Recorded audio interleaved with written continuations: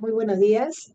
Les saluda Luciana Cumpa García Naranjo, directora ejecutiva de la Sociedad Peruana de Derecho Internacional. En esta oportunidad les doy la bienvenida a un nuevo encuentro SPDI, nuestro ciclo de conversatorios mensuales en los cuales abordamos temática de derecho internacional y de la política internacional. En esta ocasión tendremos el agrado de conversar sobre desafíos de la cooperación amazónica y para lo cual tenemos la presencia de connotados especialistas. El primero de ellos, el cardenal Pedro Ricardo Barreto Jimeno. También nos acompañará esta mañana el ingeniero Carlos Salinas Montes. Igualmente está con nosotros el doctor Mariano Castro Sánchez Moreno y finalmente también la doctora Amelia Alba Arévalo. Antes de continuar con esta conversación, vamos a escuchar en primer lugar las palabras de bienvenida del embajador Óscar Maurto de Romaña, presidente de la Sociedad Peruana de Derecho Internacional.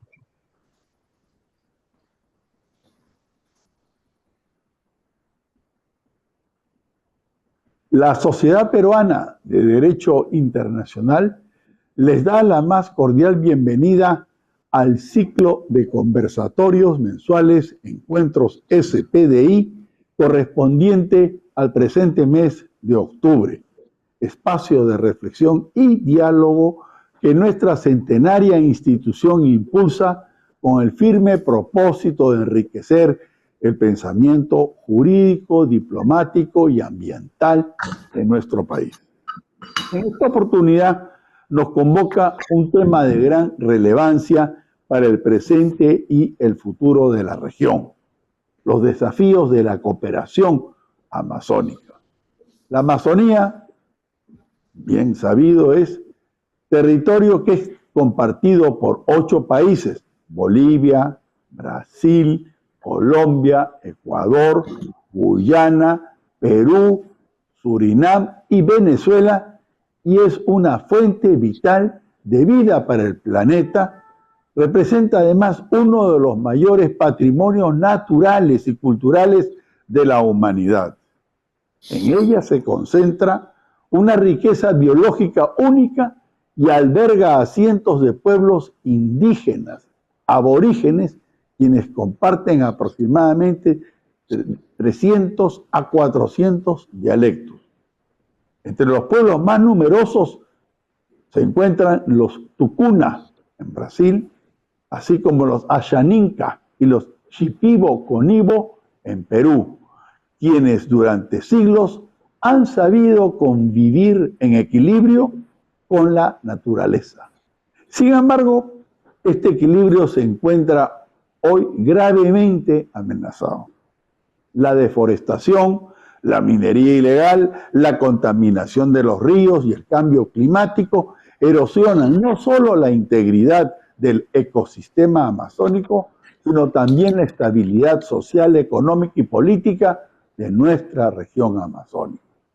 Frente a ello, la cooperación amazónica no es una opción, es una necesidad urgente y compartida. En este contexto, la Organización del Tratado de Cooperación Amazónica, OTCA, ha desempeñado un papel fundamental como foro regional de concertación entre los 8 países amazónicos. Desde la firma del Tratado de Cooperación Amazónica en 1978, casi ya 50 y tantos años, y su institucionalización en 1995, la OTCA ha buscado articular y armonizar esfuerzos en torno a la gestión sostenible de los recursos naturales, la preservación del medio ambiente y el desarrollo inclusivo de las poblaciones amazónicas. La diplomacia ambiental debe ocupar un lugar prioritario en las agendas nacionales y regionales. El derecho internacional ambiental ofrece un marco normativo valioso a través del Acuerdo de París y la Agenda 2030, que promueve la transparencia, la participación ciudadana y la protección de defensores ambientales. En este sentido, la cooperación amazónica representa también una oportunidad para reafirmar el compromiso del Perú y la región con un multilateralismo solidario y orientado al bienestar de las generaciones futuras. Como bien señaló el secretario general de la ONU, Antonio Guterres, cito, la Amazonía es un bien público mundial, fin de la cita. Su defensa, por tanto, no es solo una causa ambiental, sino también una razón jurídica, ética y civilizadora.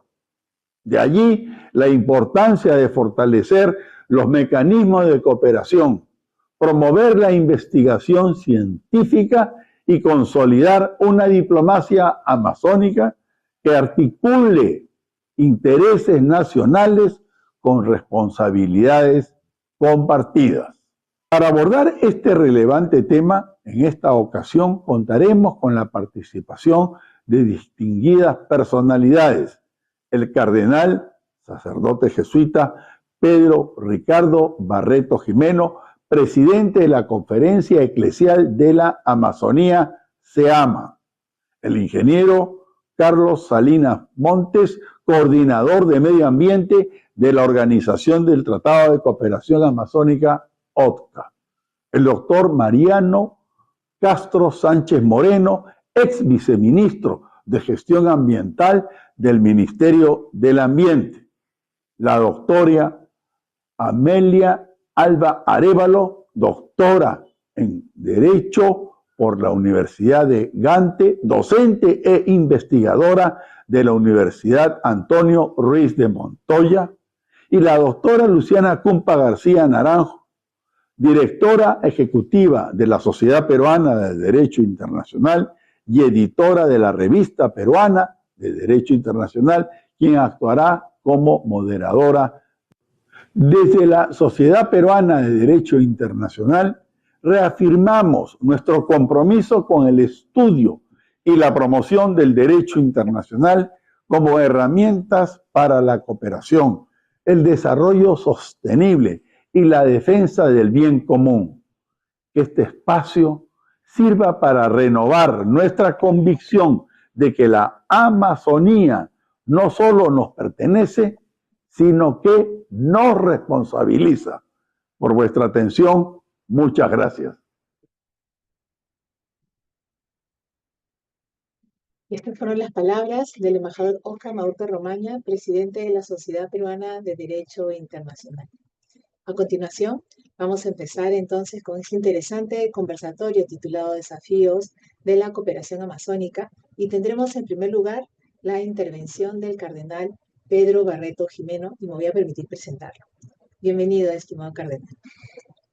Él es una figura destacada de la Iglesia Latinoamericana, reconocido por su compromiso con la justicia social, en el cuidado del medio ambiente y la formación integral del clero. Se ha desempeñado como arzobispo metropolitano de Huancayo y es actualmente presidente de la Conferencia Eclesial de la Amazonía, SEAMA. Muchas gracias por acompañarnos esta mañana, estimado cardenal. Le escuchamos.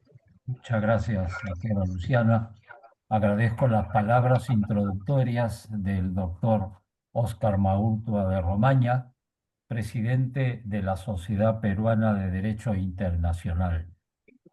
Sus palabras han sido muy esclarecedoras para introducir el tema que se me ha pedido de presentar una visión de los desafíos para la cooperación con la Amazonía.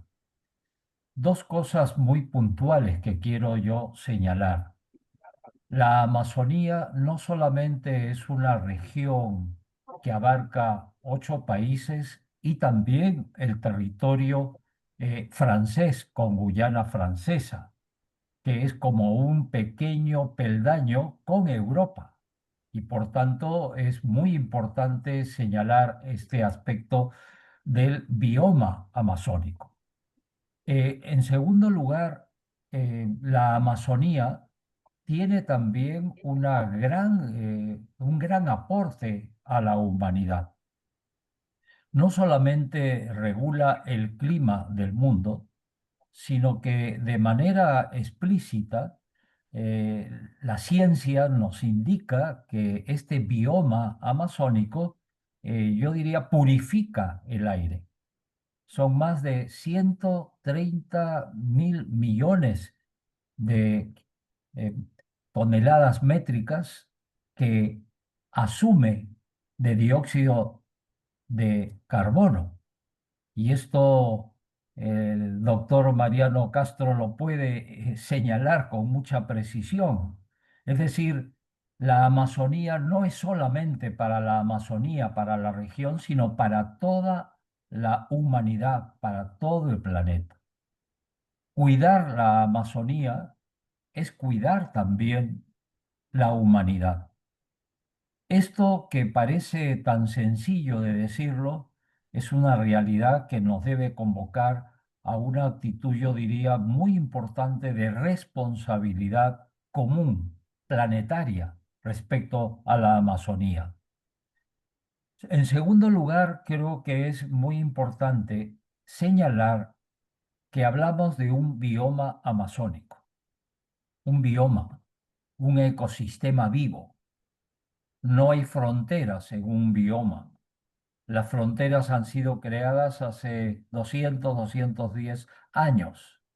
El bioma es una bendición de Dios porque nos ha dado un ejemplo de un pulmón que hay que cuidar, pero que desde el punto de vista político está dividido en 8 países y el territorio francés con Guayana Francesa. En este sentido, la Amazonía viven 44 millones de personas, de los cuales podemos afirmar que 3 millones son de poblaciones indígenas. Esas poblaciones indígenas que ancestralmente, con las palabras del Papa Francisco, son los guardianes de la naturaleza. Ellos han vivido durante siglos en este territorio maravilloso que de alguna manera está clamando, está gritando que debemos cuidar, porque no solamente sufre la naturaleza, sino sufren también inmensas cantidades de personas cuyas culturas tienen una armonía con la naturaleza como un don de Dios. Por tanto, podemos hablar de que hay más de 340 comunidades indígenas y aproximadamente unas 100 comunidades de poblaciones indígenas no contactadas. Entonces, estamos hablando de un universo de más de 400 comunidades indígenas en la región amazónica que tiene más de, yo diría, 7 millones de kilómetros cuadrados. Esta vasta región nos habla también de una diversidad de lenguas, lenguas propias. Hay más de 240 lenguas propias de las comunidades. Y hay algo que el Papa Francisco insistió para relanzar la evangelización en la Amazonía. Como sabemos, la Iglesia no ha estado recientemente hablando y estando presente en la Amazonía. Ha estado desde el principio de la evangelización hace más de 5 siglos. Y por tanto, la Iglesia, con sus luces y sus sombras, quiere realmente realzar, visibilizar no solamente la calidad de vida de las poblaciones indígenas y de las personas que viven en ellas, sino también realzar toda la problemática para la cooperación de todos en favor de la Amazonía. El territorio amazónico del Perú, hablando ya en concreto, eh, podemos hablar de que más del 60% del territorio peruano es Amazonía. Con todo derecho podemos decir que el Perú es un país amazónico. Además, tiene el 13% del territorio amazónico. Brasil el 63%, Colombia el 6%, Bolivia el 11%, Ecuador el 2%, Venezuela el 1% y las dos Guyanas y Surinam cerca de un 1%. Con lo cual, nosotros somos corresponsables del cuidado y también ser promotores de la cooperación en favor de la Amazonía. Está de más indicar que los principales desafíos hoy de la Amazonía son también de la humanidad. La deforestación y la degradación del bosque son las principales causas de la angustia de no solamente los pobladores de la Amazonía, sino también de toda la humanidad. Hace poco hemos visto con horror, podríamos decir así, que el río Negro en Manaos se secó a consecuencia en gran parte del cambio climático. Y veíamos pues embarcaciones que estaban sobre la tierra, no sobre el agua. Y esto está indicando la gravedad y la urgencia de la cooperación. Por tanto, la deforestación y la degradación no solamente afecta a las poblaciones que viven en la Amazonía, sino que afecta también a toda la humanidad. En segundo lugar, ahora en el Perú y también en otros lugares de la Amazonía está especialmente la minería ilegal. Una minería ilegal que durante la pandemia precisamente se extendió aprovechando de la ausencia de las autoridades y a veces con la corrupción de las autoridades, y eso hay que decirlo con mucha claridad. Pero la minería ilegal se concentra en nuestro país fundamentalmente en Madre de Dios, pero también en otros lugares de la Amazonía que ya están seriamente preocupados por la contaminación del agua, por las vertientes amazónicas con el petróleo, ¿no? Y con tantos problemas que se han dado. Estos impactos de la minería ilegal están destruyendo no solamente el tejido social, sino muchas veces la vida de muchos hermanos. Estos desafíos, podríamos decir así, que se han dado con frecuencia, por ejemplo, los incendios forestales provocados por la irresponsabilidad de las quemas agrícolas mal controladas. Y en ese sentido, el Perú no ha sido la excepción en la Amazonía.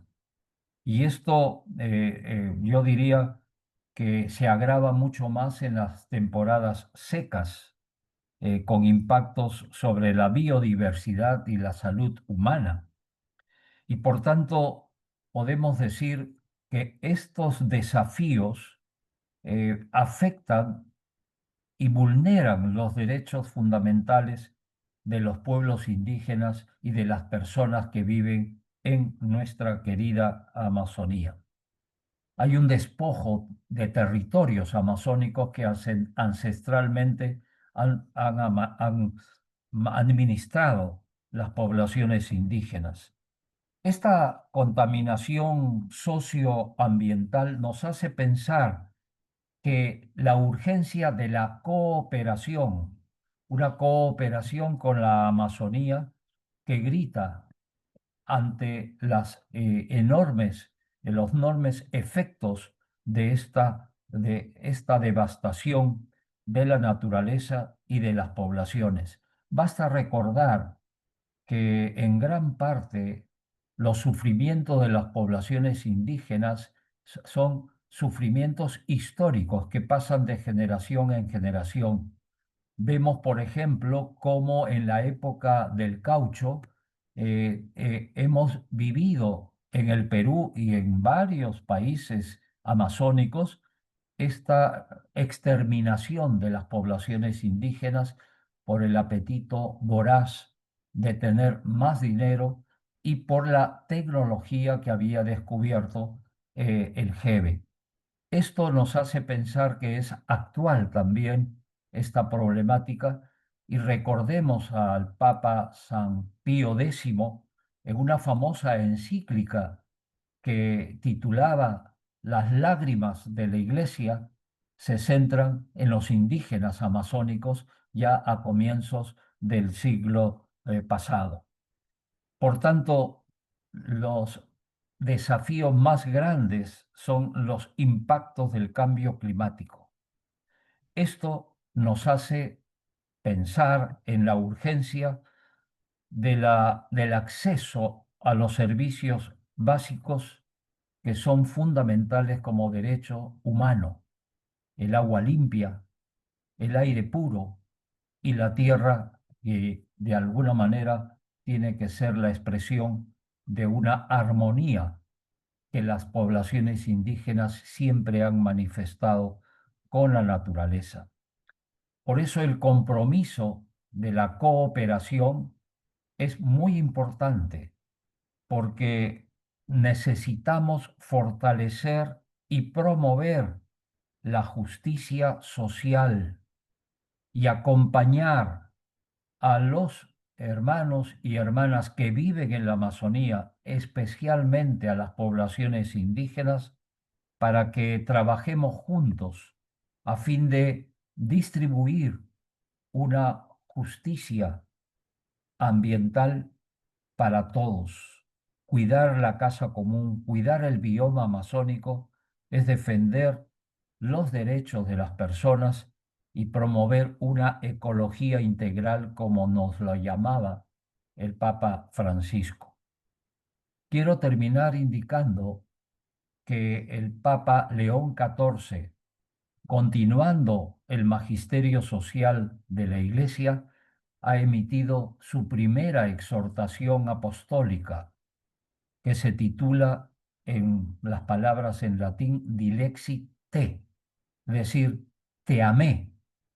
Y lógicamente podemos decir que es un Dios que te amó de manera personal, pero de manera muy especial a los que viven en la Amazonía. ¿Y ahí qué hace el Papa León XIV? Claramente dice que la opción preferencial por los pobres, añadiendo yo mismo amazónicos, están en el corazón de la Iglesia y en el corazón de la humanidad.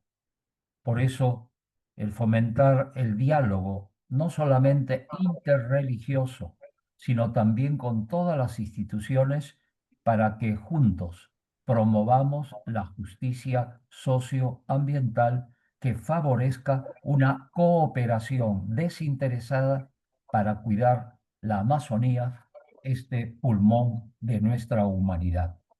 Yo estoy seguro que esta reflexión de hoy día va a ayudarnos y nos va a motivar aún más a un compromiso personal, compromiso social y un compromiso de la Iglesia Católica a través de la Conferencia Eclesial de la Amazonía y de la Red Eclesial Panamazónica que estamos nosotros impulsando.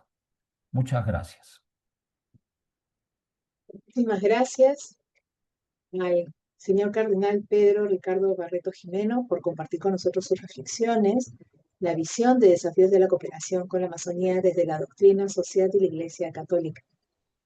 A continuación, tendremos la intervención del ingeniero Carlos Salinas Montes, coordinador de Medio Ambiente de la Organización del Tratado de Cooperación Amazónica. Voy a permitirme compartir su CV.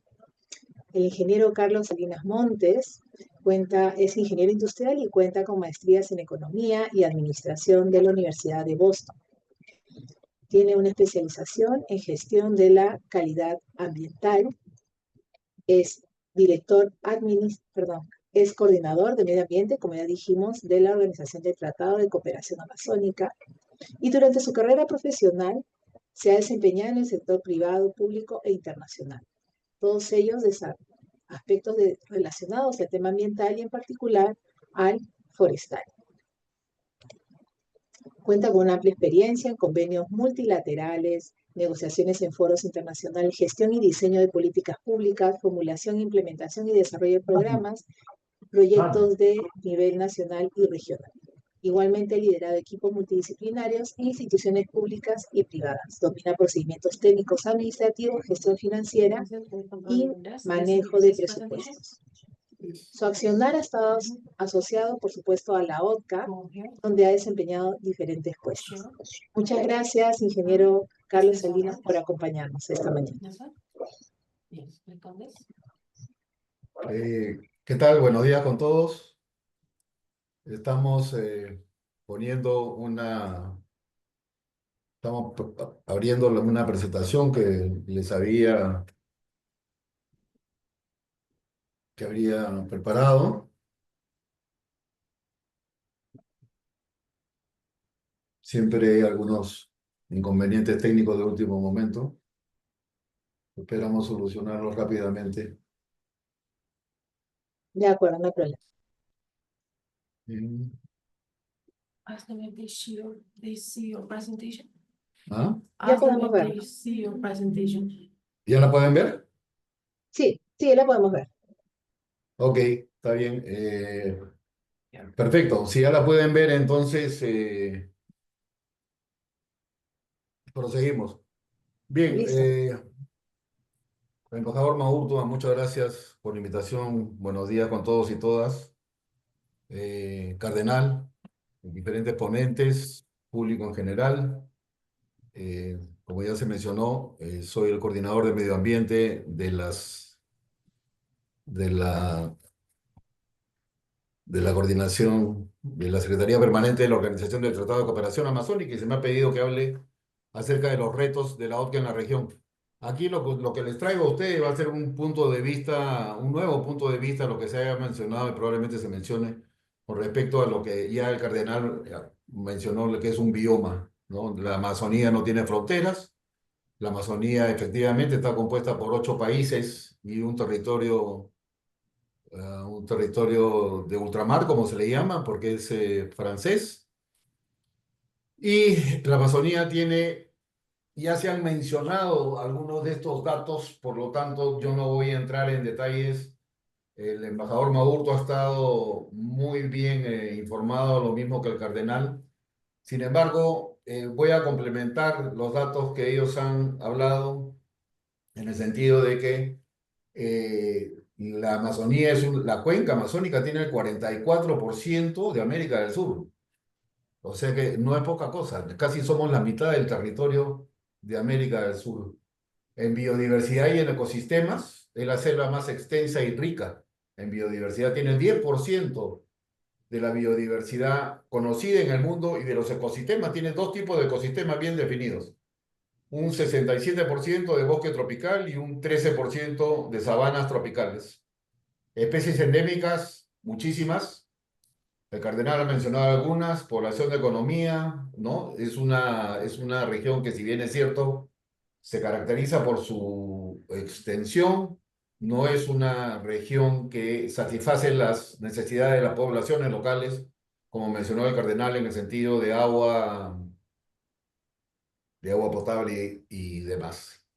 En los recursos hídricos, en la superficie de la cuenca amazónica tiene aproximadamente, la cuenca tiene unos 6 millones de kilómetros cuadrados. Y la reserva hídrica regional y mundial mayor del mundo, regula el clima planetario, como ya se mencionó, absorción de carbono, procesos de... El Amazonas es el río más caudaloso y nace en Arequipa, para orgullo de los peruanos y de los arequipeños. Nace a 6.000 metros de altura.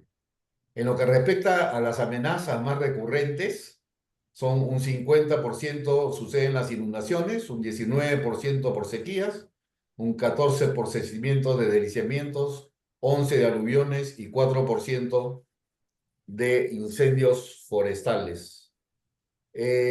Para que tengan una idea, yo, como le dije, me estoy enfocando en lo que es la cooperación regional transfronteriza. El embajador mencionó ya el Tratado de Cooperación Amazónica que fue firmado por los 8 presidentes de los países Bolivia, Brasil, Colombia, Ecuador, Guyana, Perú, Surinam y Venezuela en el 78. La organización se crea en el 98. La Secretaría Permanente se instala en Brasil en el 2002 para efecto de facilitar la implementación del tratado. Y aquí pongo el 2023 porque la cuarta cumbre de presidentes de los países parte del Tratado de Cooperación Amazónica creo que fue un hito en la cooperación regional transfronteriza. Anteriormente se habían realizado 3 cumbres, pero la cuarta cumbre es en realidad importante porque de nuevo crea un hito. Ahí los presidentes aprobaron 100 y pico de decisiones, pero se pueden resumir en 2. La primera es que la Amazonía necesita una nueva agenda, ¿no? La agenda de cooperación amazónica vigente de los últimos años ya no da para enfrentar los retos y amenazas que se están viviendo, como el crimen ilegal, las ciudades sostenibles y otro tipo de amenazas que se están subiendo, que son relativamente nuevas. Aquí estamos en el primer peldaño de este proceso de integración regional, en los cuales fue el 78 que fue firmado por los países, y que lo importante es conocer que la OCA actúa en 2 dimensiones, la política diplomática y la estratégica y técnica. Aquí lo que yo voy a resaltar más es la parte estratégica y técnica que la política y diplomática, porque hay muchas personas que están en el panel y que me van a preceder, que pueden y seguro van a explicar el tema político-diplomático de una mejor manera que yo lo puedo hacer.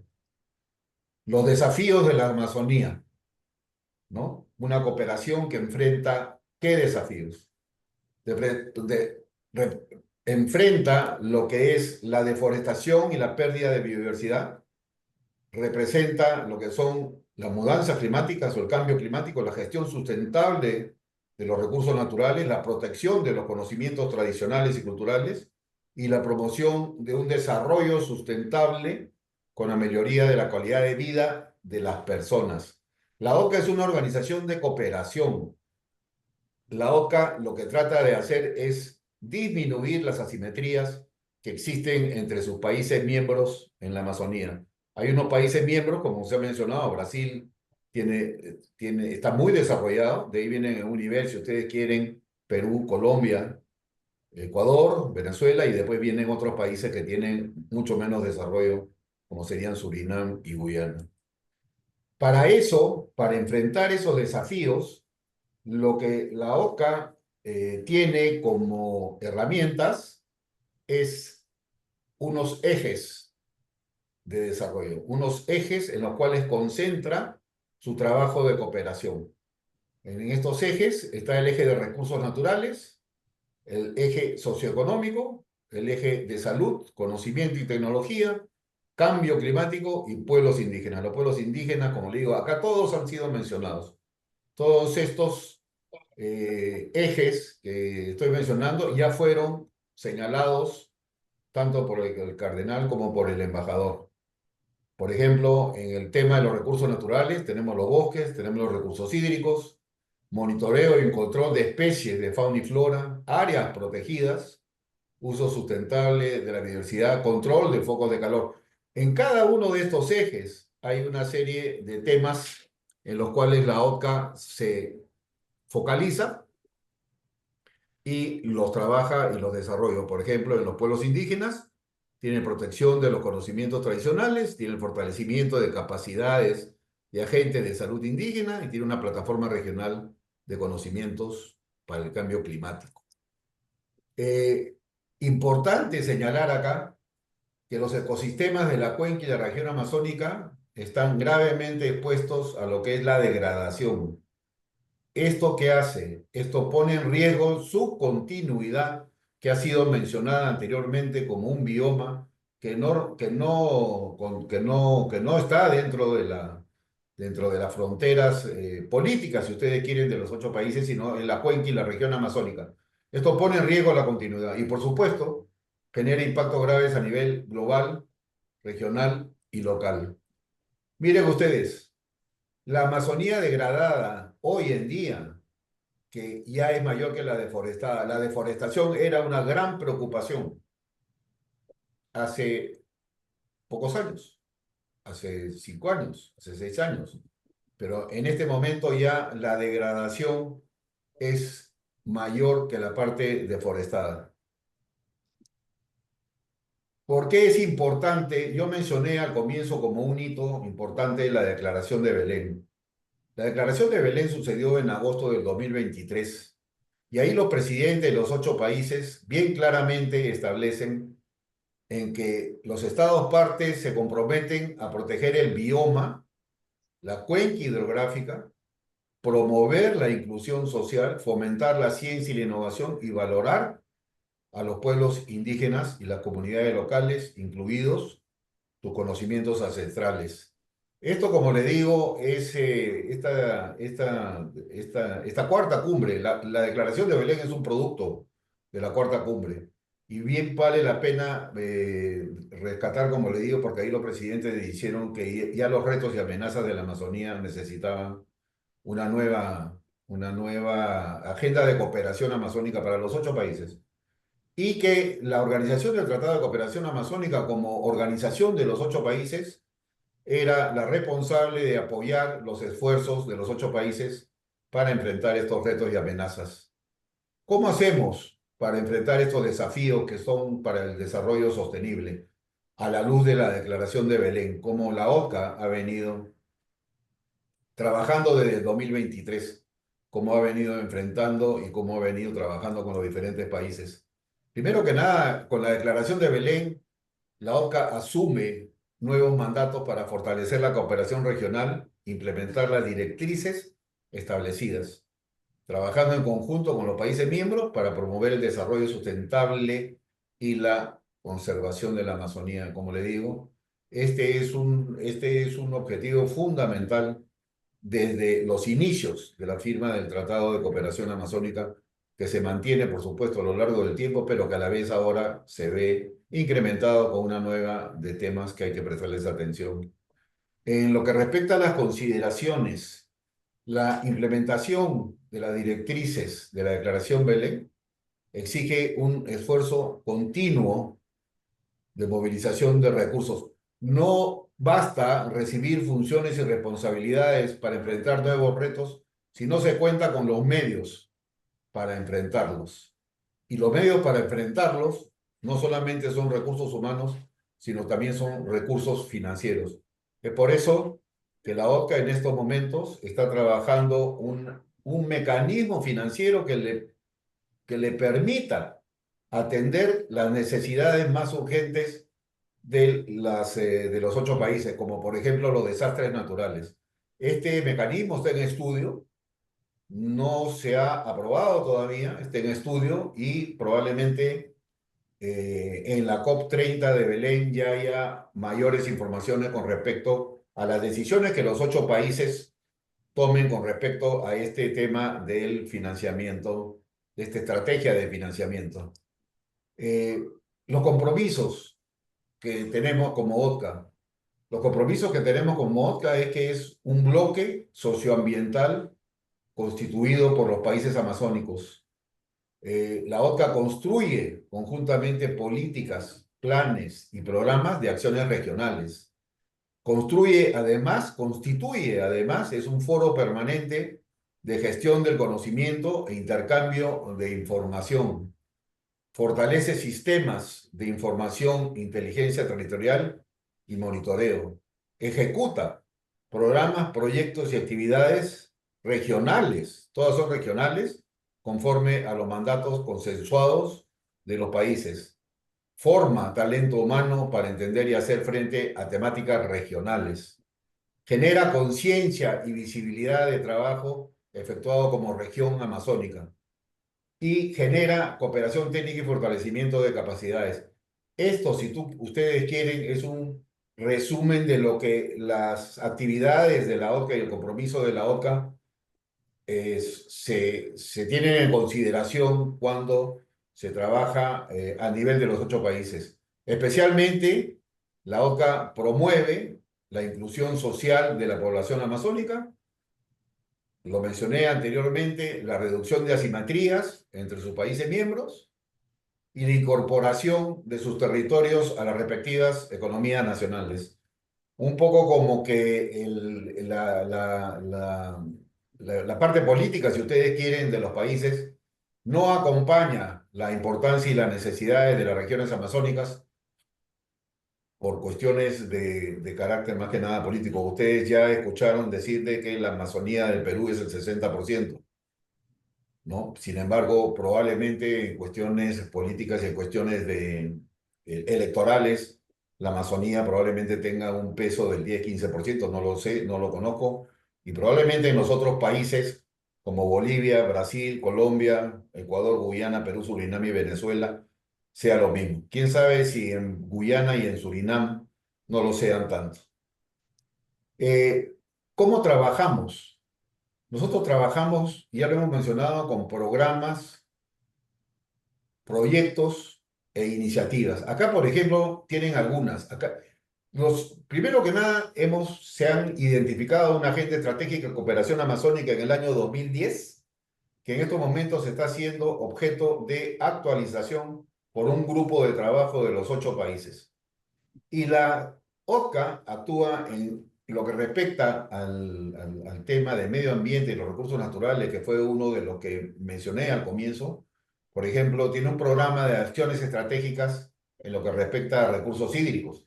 Tiene un programa de diversidad biológica para la Bacia de la región amazónica. Tiene un programa de bosques para la cuenca y la región amazónica. Tiene un memorándum de entendimiento para el manejo integral del fuego. Miren, esto es solamente un ejemplo de cómo la OCA trabaja en la Amazonía y promueve la cooperación. Tiene, en otro lado, por ejemplo, tiene una implementación del programa de acciones estratégicas para asegurar una gestión integrada y sostenible de los recursos hídricos. En fin, las coordinaciones, lo que la OCA, los temas en los que la OCA enfrenta en estos momentos tiene una estructura institucional definida, es para salud, es para asuntos indígenas, es para ciencia y tecnología, es para cambio climático y para medio ambiente. Es en estos 5 ejes, que de una manera u otra fueron mencionados al comienzo, es donde nosotros trabajamos. Y aquí, en estos programas que tienen, son solamente unos cuantos ejemplos de los últimos años en que la OCA ha venido desarrollando e implementando en los diferentes países. Entre otros, para disminuir esas asimetrías que existen entre ellos.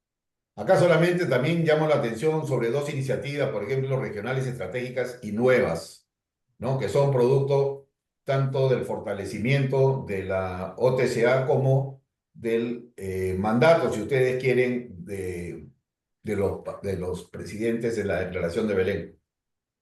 Tenemos un programa regional forestal y tenemos un programa de diversidad biológica. En lo que respecta al programa regional forestal, los países detallaron que para efectos de poder desarrollarlo se requería implementar una red de autoridades forestales para promover la implementación de este programa regional. Le dieron el mecanismo. Los que han sido funcionarios públicos saben que una ley necesita un reglamento para implementarse. En este caso, el mandato de los presidentes vendría a ser una ley y estos instrumentos o estos mecanismos vienen a ser los reglamentos. La OCA no es una entidad supranacional, no es una entidad como la Unión Europea que puede dictar leyes en que los países tengan que cumplirlos. Para nada, eso no es cierto. La OCA es una organización de cooperación que promueve la cooperación entre ellos acerca de consensos entre los 8 países. Son muchos los retos, son muchas las amenazas que se enfrentan, han crecido con el año del tiempo, pero la OCA también ha ido creciendo en su capacidad de atender estos retos. Y ahora con esta declaración de Belén, se le están proponiendo muchísimas más atribuciones.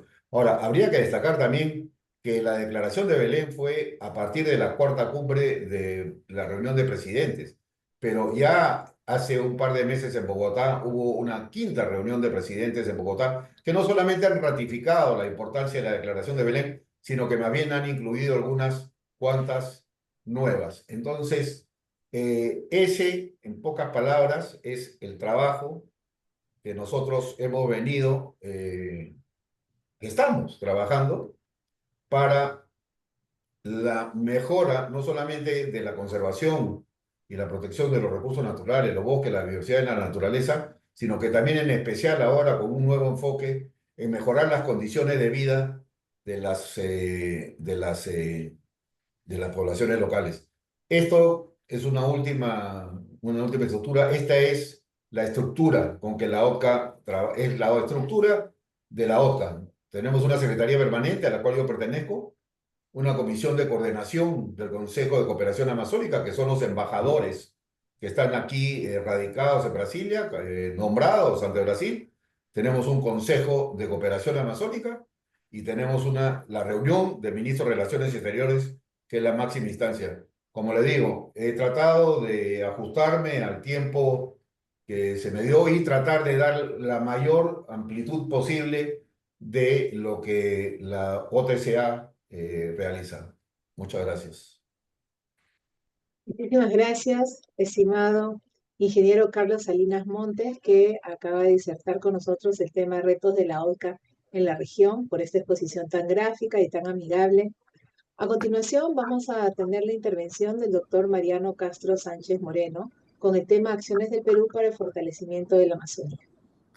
El doctor Mariano Castro Sánchez Moreno es destacado abogado especializado en Derecho y Gestión Ambiental, con formación en la Pontificia Universidad Católica del Perú. Cuenta con diplomados en Biología de la Conservación y Alta Dirección. Ha sido viceministro de Gestión Ambiental, vicepresidente de la primera Asamblea de la ONU Medio Ambiente y figura clave en la creación del Ministerio del Ambiente, el SENACE y la Ley General del Ambiente. Actualmente dirige una iniciativa sobre resiliencia territorial en la Amazonía desde GRADE y es consultor del Banco Mundial. Preside de manera de honore la Sociedad Peruana de Evaluación de Impacto Ambiental y forma parte de diversas redes y plataformas ambientales en el Perú y a nivel internacional. Es docente y referente académico en Derecho Ambiental. Estimado doctor Mariano Castro Sánchez Moreno, muchas gracias por acompañarnos esta mañana. Le escuchamos. Muchas gracias, doctora Luciana Cumpa, y muchas gracias también al embajador Oscar Maurtua. Y un saludo especial, por supuesto, al cardenal Pedro Barreto, al doctor Carlos Salinas y a la doctora Amalia Galva, con quienes estamos compartiendo esta mesa. El tema sobre el cual me han pedido que comparta algunos mensajes es el de las acciones del Perú para fortalecer la Amazonía. Lo identifico en términos de fortalecer las capacidades de acción frente a las prioridades que tenemos en la Amazonía.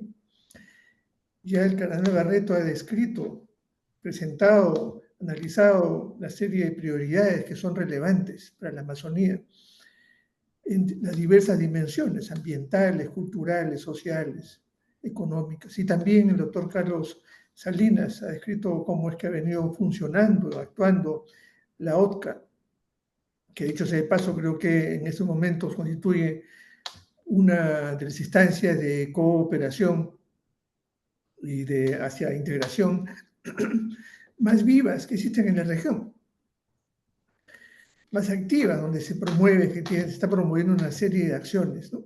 Dicho eso, es decir, pasamos a abordar algunas cuestiones vinculadas con las acciones del Perú para fortalecer estos esfuerzos. Y creo que en primer lugar debemos tener en cuenta que para identificar e impulsar las acciones es indispensable, obviamente, primero definir las prioridades, es decir, cuáles son los problemas públicos prioritarios que afectan a la población y territorios amazónicos. Definidas estas prioridades, ahí podemos construir efectivamente un proceso que conduzca a un pacto social que signifique un punto de inflexión positivo para la Amazonía. Este punto de inflexión positivo debe significar participación y cooperación para el desarrollo sostenible de la Amazonía. Entonces la pregunta que podemos hacernos aquí es, desde el Perú, ¿no es cierto?, ¿cuáles son esas prioridades? ¿Cuáles son esos problemas públicos prioritarios, ¿no?, para la población y territorios amazónicos, que como bien señaló el cardenal Barreto, significan el 60% del territorio nacional? Y Carlos ha notado que una correlación con lo que implica las prioridades de política, ¿no? Bueno, pero ¿cuáles son esas prioridades? ¿Cuáles son esas políticas? ¿Hay políticas de Estado convergentes con visión territorial amazónica? ¿Cuáles son los proyectos y acciones en la Amazonía que están atendiendo estas prioridades sociales, culturales, económicas, ambientales, climáticas y de seguridad, entre otras? Estas preguntas son claves, ¿no es cierto?, para impulsar un proceso de integración regional efectivo, pues la cooperación en la Amazonía debe basarse en el entendimiento común dentro del país y con los otros países de la región andino-amazónica. Me permito agregar lo andino, porque efectivamente es una continuidad, hay una conectividad ecológica, cultural, social muy clara, ¿no? Y creo que debemos reivindicar esa dimensión amplia de lo andino-amazónico. Y claro, decía, esta pregunta respecto a cuáles son las prioridades para a partir de ahí identificar y determinar las acciones, deben partir de un entendimiento común dentro del país y con los otros países de la región, con quienes estamos pues en la Comunidad Andina de Naciones, en la OTCA, y desde ahí, por cierto, con ese potencial y riqueza que se dispone en este territorio al mundo, ¿no? Y en este espacio regional andino-amazónico, la cuestión entonces es cómo se aproxima el Perú, ¿no? ¿Qué prioridades coloca, qué capacidades coloca y qué acciones se impulsan desde el Perú? Y a partir de ahí la cooperación. Debemos tener en cuenta, en primer lugar, para ir a lo formal político, es de que tenemos 73 políticas nacionales aprobadas según los criterios definidos por el Sistema Nacional de Planeamiento.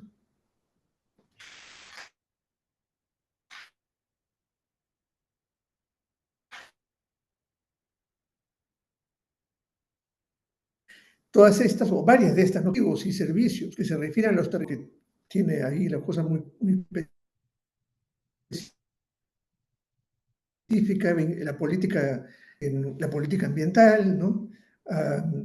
En fin, hay varias, como dije, políticas, no vamos a entrar a detallar ahora, que políticas nacionales que tienen alguna referencia a territorios y pueblos amazónicos. También tenemos las políticas de desarrollo regional concertado y las locales, ¿no?, que forman parte también del sistema de planeamiento, y también podríamos agregar las estrategias de desarrollo rural bajo emisiones aprobadas por ordenanzas regionales, entre otros documentos de política, en donde se definen, como cualquier otra política, ciertas prioridades de problemas públicos y también de objetivos que orientan las acciones de los estados. Pero lo que podemos afirmar a partir de ahí es que no tenemos una agenda común, una política de Estado que por lo demás está priorizada en la Constitución Política de 1993, que establece en su artículo 69 sobre el desarrollo de la Amazonía, y cito, el Estado promueve el desarrollo sostenible de la Amazonía mediante una legislación adecuada.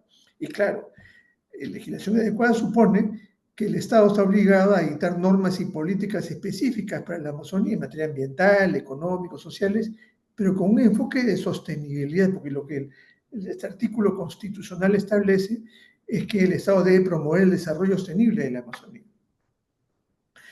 Cabe notar, ¿no?, Y bueno, lamentablemente no existe una política en un ámbito macrorregional amazónico.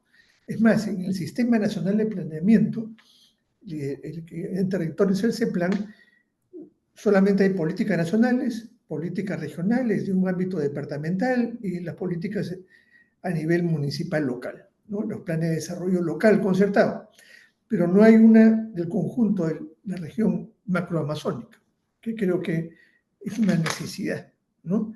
Pero, sin embargo, pese a ello, está en curso un proceso que está siendo impulsado por la Mancomunidad de Gobiernos Regionales, que es una instancia reconocida por ley, ¿no es cierto?, el CEPLAN y diversos otros actores privados para tener un plan estratégico de desarrollo de la Amazonía que vendría a ser una especie de política amazónica que incluya las prioridades y, en consecuencia, que oriente las acciones, que es el punto de la reflexión en este segmento, ¿no?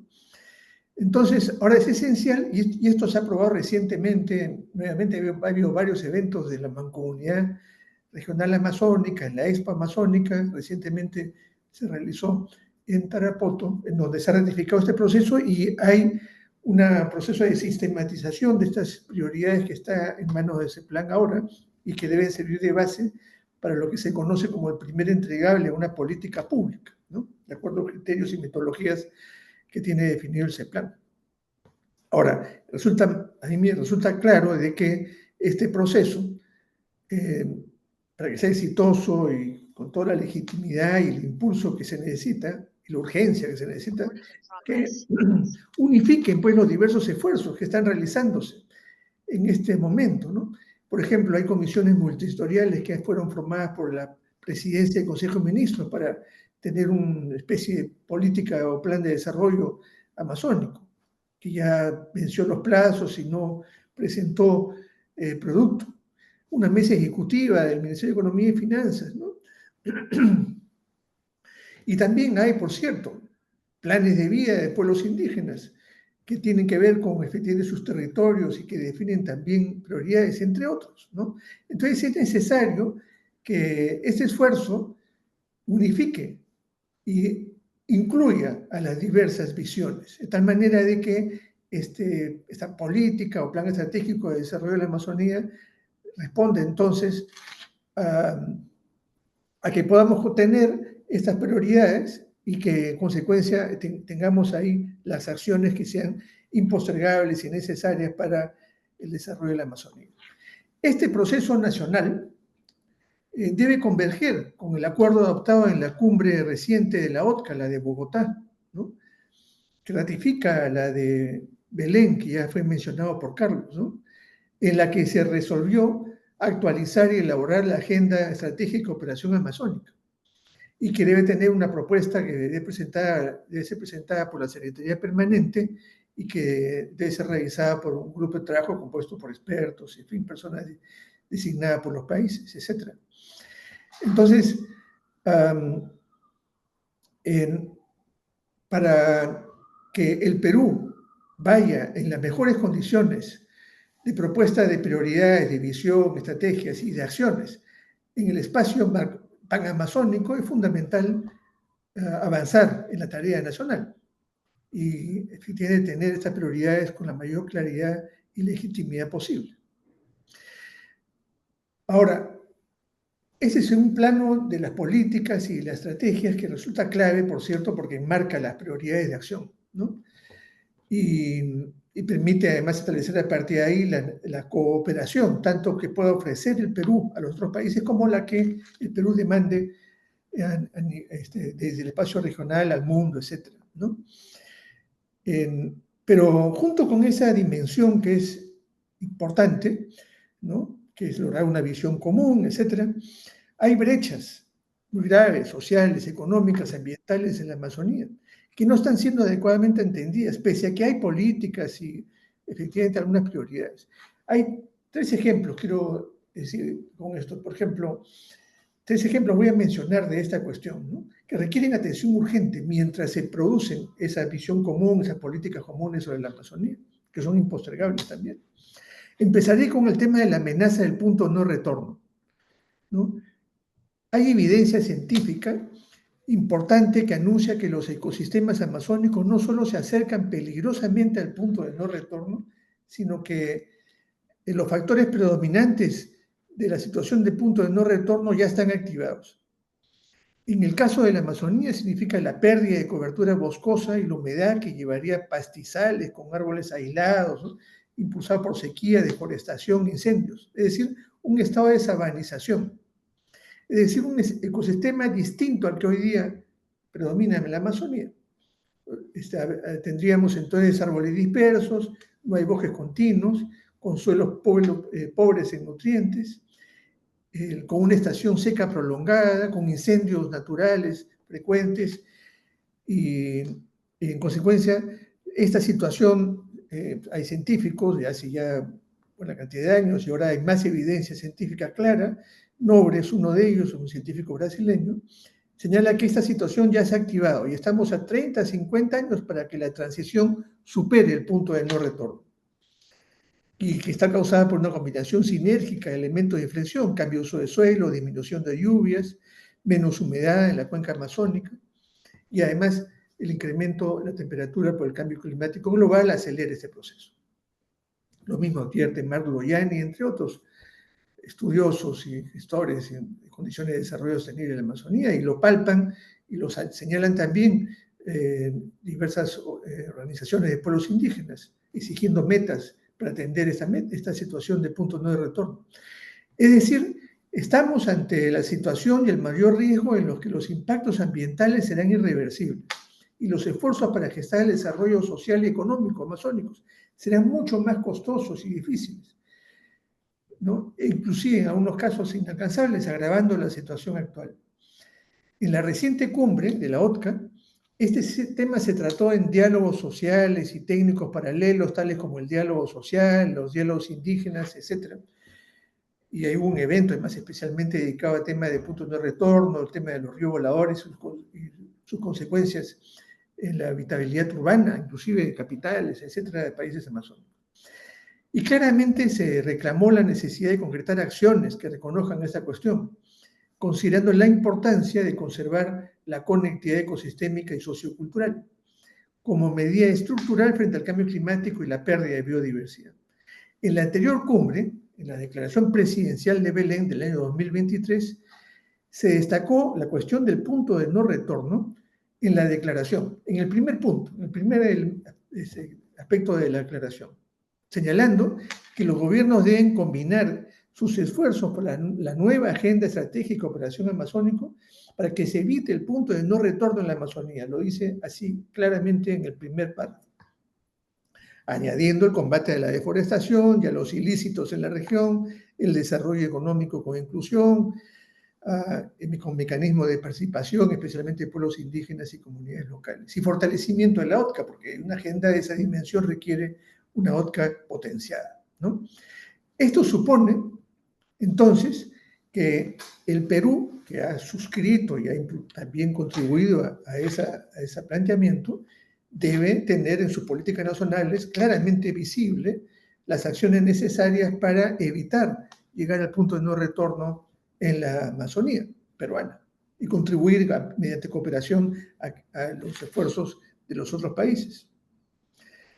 Entonces, así como esta cuestión, ¿no?, en donde exige a los estados andino-amazónicos una actuación de cooperación en gran escala para cumplir obligaciones impostergables, es decir, que no son solamente de compromisos o declaraciones, ¿no?, tal como además recientemente lo ha establecido la Corte Internacional de Justicia, en esta opinión consultiva sobre las obligaciones del Estado en materia de cambio climático, ha señalado claramente que no son solamente compromisos, que no son exigibles jurídicamente, sino son obligaciones que tienen esa naturaleza, ¿no?, jus cogens además, y que implican obligaciones de conducta y obligaciones de resultados que deben ser efectivamente gestionados por los estados.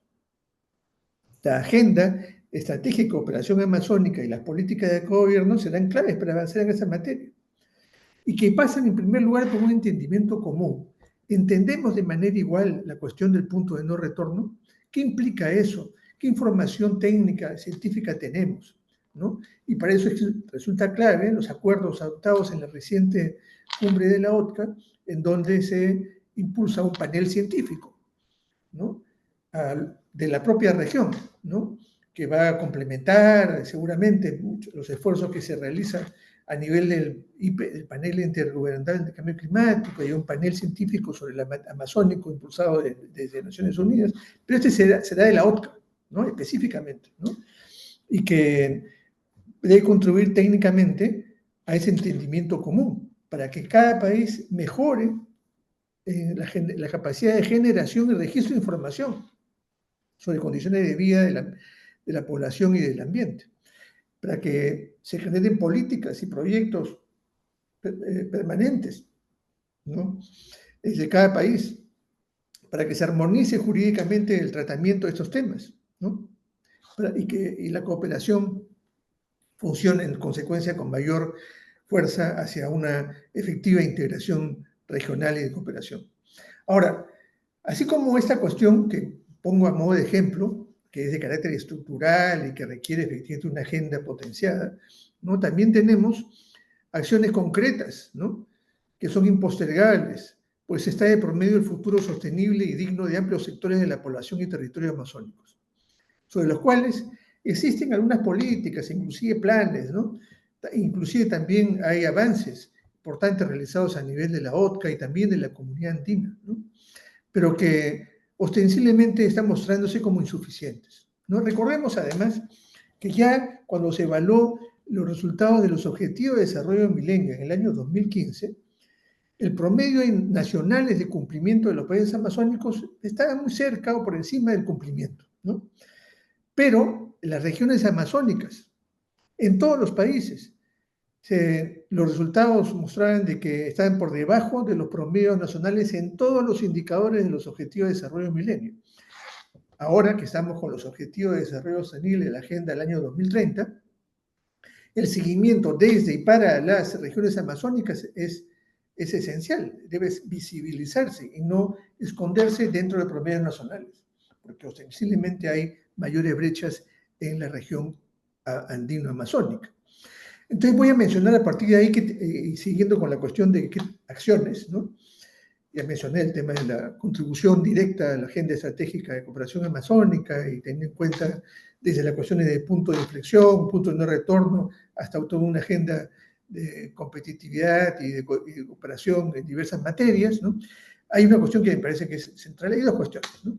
Que creo que hay que destacar. En primer lugar, no puede pensarse en forma honesta y clara con un futuro de desarrollo sostenible de la Amazonía si es que no se piensa en la niñez.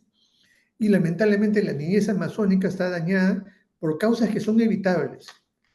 Repito, dañada por causas que son evitables, ¿no? Tales como la anemia y desnutrición infantiles o el bajo peso al nacer, así como la contaminación ambiental, de agua, río, etcétera, deforestación severísima y también la contaminación de los pescados causados por la minería ilegal, el mercurio, metilmercurio. Los datos son alarmantes en el caso de Perú, ¿no? La anemia en niñas y niños de 6 a 35 meses, en Ucayali se llega al 60%, en Madre Dios 58%. La desnutrición infantil, ¿no? En Loreto 22%, en Amazonas 20%. El bajo peso al nacer, es decir, menos de 2.5 kilogramos. En Loreto es una de las más altas del país, se llega al 9%. Estas cuestiones que he mencionado, anemia, desnutrición, bajo peso al nacer, tanto del bebé como de la madre gestante, son daños irreversibles si no se atienden a tiempo. Se tiene la información, se tiene las alternativas de solución, de prevención y de atención inmediata. Se requiere que las políticas que hay sobre esta materia de salud, de nutrición, etcétera, etcétera, atiendan efectivamente esta cuestión en el ámbito amazónico. Caso contrario, se pierde capacidades de desarrollo de esta población, estamos hablando del 50, 60%. Entonces, esta es una prioridad que requiere políticas ya en el territorio aplicadas y con capacidades suficientes de atención. Y para eso la cooperación regional también debe actuar, porque este es un problema que no solamente es propio del Perú. En el tema de mercurio, que es el segundo punto que quería destacar, ¿no? Tengamos en cuenta que también es una causa evitable, porque es posible hacer minería sin mercurio. Y claro, la minería en cuerpos de agua en el Perú está prohibida, no es formalizable. La minería en ríos, en cochas, en cuerpos de agua está, repito, prohibida, ¿no? Es ilegal, ¿no? Y tenemos en cuenta, sin embargo, lamentablemente se hace y además también utiliza mercurio en forma intensiva.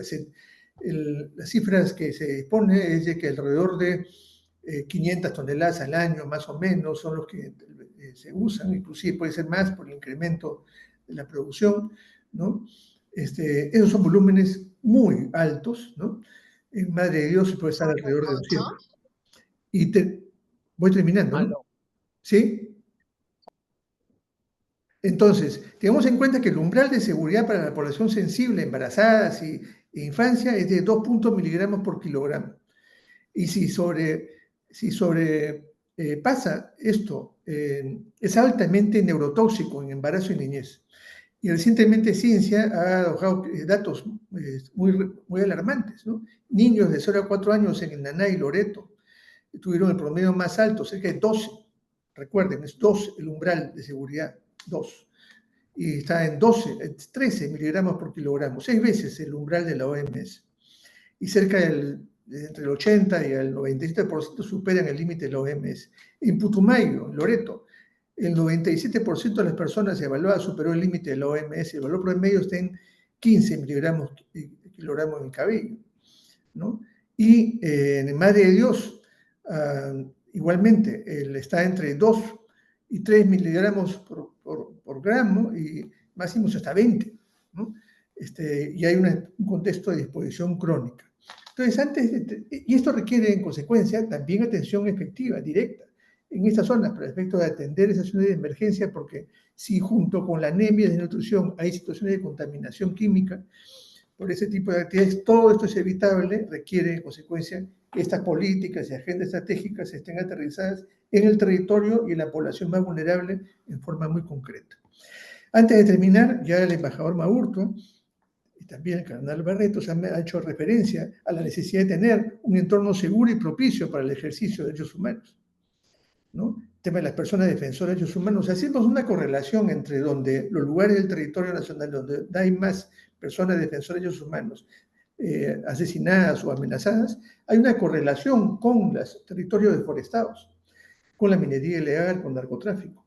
4 regiones del Perú ya han superado las 500.000 hectáreas acumuladas de deforestación, a lo cual se suman los procesos de degradación. En el Perú ya se han deforestado cerca de 12 millones de hectáreas. Entonces, estas acciones de garantizar condiciones, medios de vida en términos de la población más vulnerable, ¿no? De infancia, y las personas defensoras de derechos humanos, son acciones impostergables. Si se fracasan, no hay futuro. Generaciones sin capacidades, Amazonía sin bosques, tampoco, no hay futuro, ¿no? Por lo tanto, las acciones del Perú deben estar enfocadas efectivamente en estas prioridades y así como también impulsar estrategias de desarrollo rural bajo en emisiones, que son posibles manteniendo el bosque en pie. Esta nueva agenda estratégica Operación Amazónica, con las nuevas políticas amazónicas que el Perú está impulsando, deben impulsar a su vez una nueva estructura institucional de la OTCA, ¿no? ¿Por qué no pensamos, por ejemplo, en una instancia no solamente de cooperación, sino también en una instancia como, por ejemplo, es el Organismo de Cooperación y Desarrollo Económico, en donde además instancias gubernamentales, con unas instancias sociales, en donde se intercambian buenas políticas, mejores políticas, y se construyen estándares y referentes para esas mejores políticas, ¿no? Y se establece efectivamente un intercambio mucho más proactivo. Eso supone un fortalecimiento. Sin duda, también esto supone, y termino con esto, imperativos éticos, ¿no? Que están claramente señalados, ¿no? En el sustento que tiene no solamente las opiniones consultivas de la Corte Interamericana, de la Corte Internacional de Justicia, sino también en las encíclicas, la Laudato Si, la Laudato Deum, que este último se hizo en víspera de una conferencia de las partes. Estamos ahora nuevamente en víspera de una conferencia de las partes en materia común de cambio climático, perdón, en donde la OTCA y los países amazónicos, andino-amazónicos, tienen una asunto relevante. Termino ahora sí señalando de que las acciones deben estar inspiradas en la necesidad de transitar a situaciones de justicia socioambiental. Coincido al 100% con el cardenal Padre Barreto, en sus diversas dimensiones. En la distributiva, debemos evitar que la Amazonía sea el territorio de poblaciones más postergadas, en donde las políticas no llegan, en donde hay situaciones como la que he descrito, en donde estas situaciones son evidencia de inequidad y de injusticia. Participativa, tienen que una justicia socioambiental en donde hay mecanismos de acceso al proceso de toma de decisiones y que genere en consecuencia un pacto social de y con la Amazonía, en donde efectivamente también coincido en esto, la opción preferencial por los pueblos amazónicos debe ser lo que prime en los criterios de las acciones que se prioricen. Muchas gracias, muchas gracias por el tiempo y la oportunidad. Muchísimas gracias al doctor Mariano Castro por esta disertación tan interesante referida a la política pública peruana, ¿no? Y cómo se articula esta con la cooperación internacional en materia amazónica. A continuación vamos a tener finalmente la ponencia de la doctora Amelia Alba Arévalo. Ella va a comentar con nosotros el desarrollo de los derechos de los pueblos indígenas en el marco de la ODCA. La doctora Amelia Alba Arévalo es doctora en Derecho por la Universidad de Gante, maestra en Estudios Latinoamericanos por la Universidad de Salamanca y abogado por la Universidad Nacional Mayor de San Marcos. Es docente e investigadora de la Universidad Antonio Ruiz de Montoya, especializada en derechos humanos, derechos de los pueblos indígenas, derechos de la niñez e interculturalidad.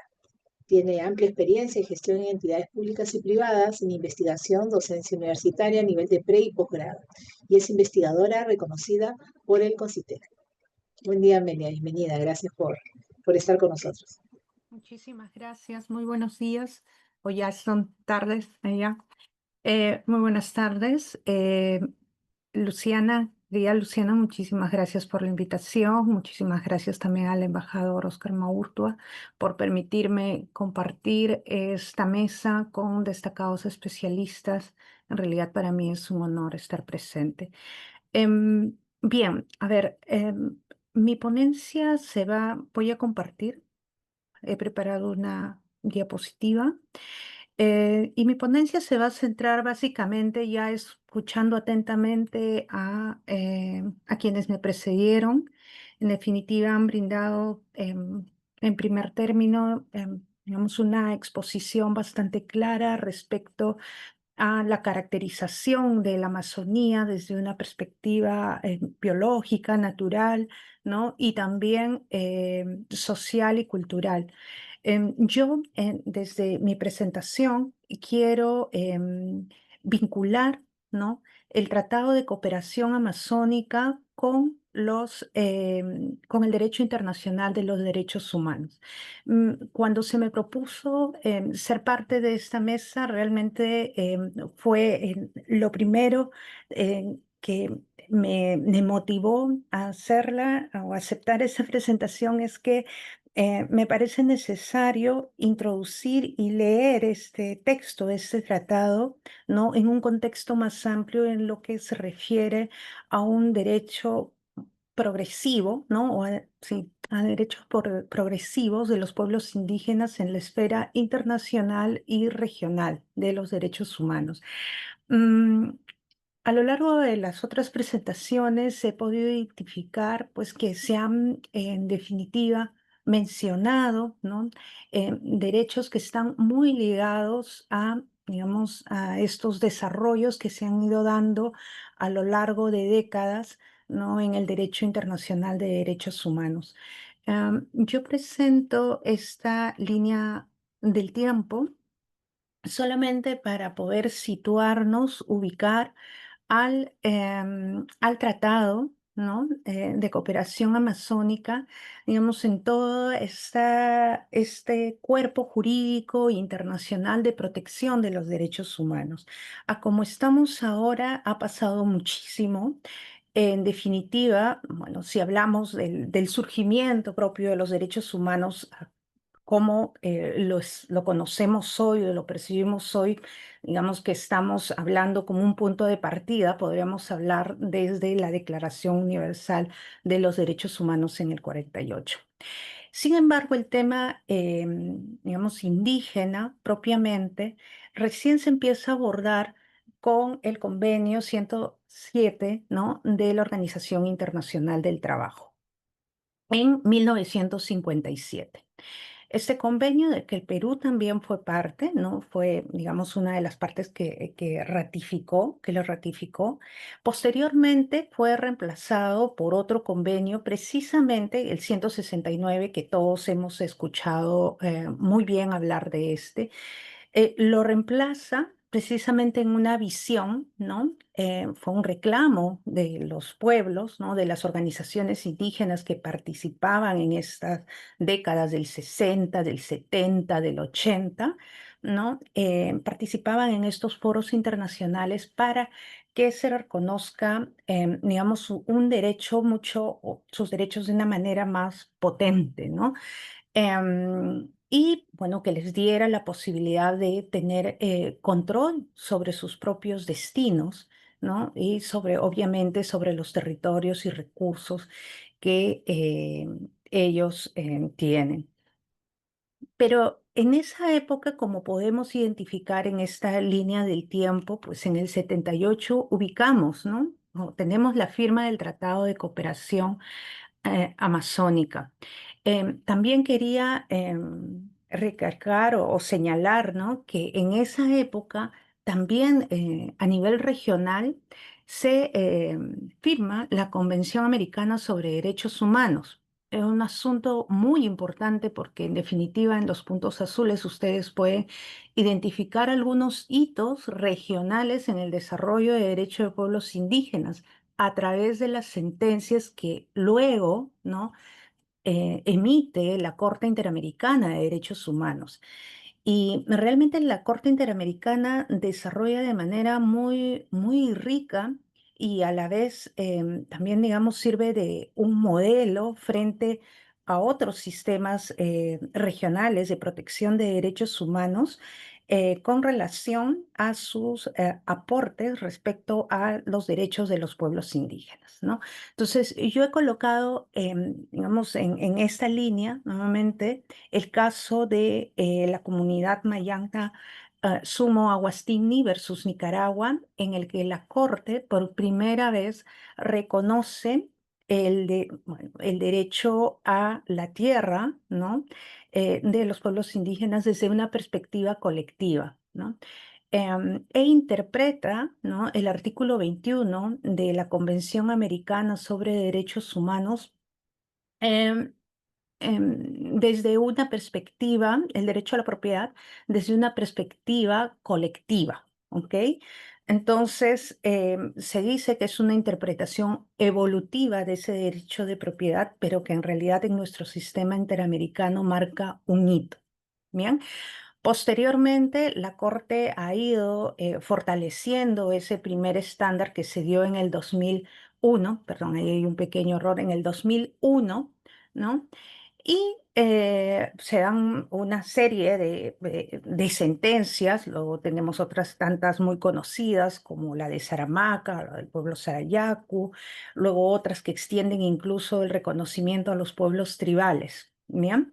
Y esto precisamente, la del pueblo Saramaca versus Suriname, ¿no?, logra, digamos, establecer también una línea de interpretación muy importante respecto a los derechos de pueblos indígenas y a la necesidad o al deber, digamos, de los estados de realizar consultas y asegurar, digamos, el consentimiento de los pueblos afectados por determinados proyectos que se realizan en su territorio, principalmente proyectos de gran impacto en sus vidas.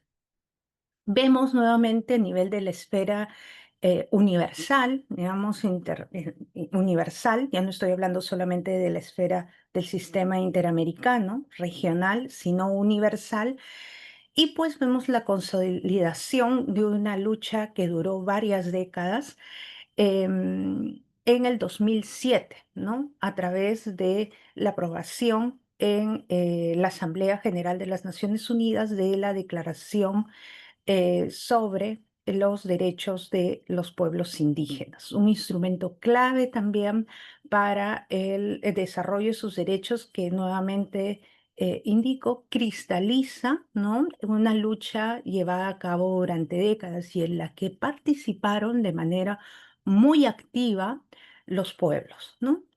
Em, Todo eso, digamos, para brindar una vista un poco más amplia y nuevamente indico situar, ¿no? El tratado sobre de cooperación amazónica dentro, digamos, de todo ese escenario que se va desarrollando también en esos años, ¿no? Y que a nosotros nos debe llamar, digamos, a una interpretación más allá de lo que es el propio tratado, ¿no? Sino leerlo o interpretarlo también desde los propios estándares del derecho internacional de los derechos humanos. Bien, como les había mencionado, el convenio 107, ¿no? Nos brinda una primera aproximación internacional, pero este tenía un enfoque integracionista y paternalista hacia los pueblos indígenas. Los pueblos indígenas organizados en la esfera internacional reclaman ello, ¿no? Y pues, digamos que trabajan en este grupo de trabajo sobre poblaciones indígenas que se forma también en la ONU para poder redactar una declaración, un instrumento internacional. Y paralelamente se daban los trabajos de reformular ese convenio 7, lo que finalmente resultó en el convenio 169 de la Organización Internacional del Trabajo, que fue finalmente aprobada en 1989 y que luego fue, bueno, una de los países que ratifica es el Estado peruano. En la siguiente diapositiva la voy a mostrar. ¿Por qué es importante el convenio 107? Y también, nuevamente, este convenio 7, ¿no? Vincularlo con este Tratado de Cooperación Internacional. Porque en la primera parte, ¿no? Regula derechos como la participación, en primer lugar, en la formulación, aplicación y evaluación de los planes y programas de desarrollo nacional y regional susceptibles de afectarles directamente. También regula los derechos a la consulta y al consentimiento, ¿no? Derecho constitucionario, los sistemas penales y acceso a la justicia de los pueblos indígenas. También tiene una parte especial sobre el reconocimiento de los derechos a la tierra y al territorio, y asimismo también a los recursos naturales, ¿verdad? Y también consagra el derecho a participar en la utilización, administración y conservación de recursos naturales.